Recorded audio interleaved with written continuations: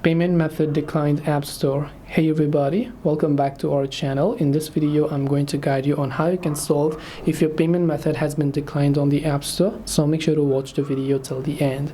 Now, if your payment method is declined on the App Store, it is not the issue with the App Store. It is actually the issue with your payment method because maybe your payment method is not being able to get through. So maybe you're trying to purchase a premium app, or maybe you're trying to get a subscription of a certain service and it's not letting your payment method get through. Review your payment method by simply opening up Settings, tapping on your Apple ID from the top, going to Payment and Shipping here, and then just making sure to verify with your Face ID and so on.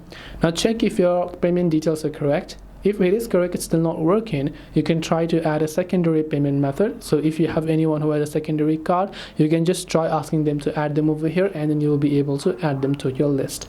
This way you should be able to fix payment method declined on App Store. Hope this video was very helpful. If you have got any more questions, feel free to leave them down below. Thank you for watching till the very end of this tutorial, and see you soon in the next video.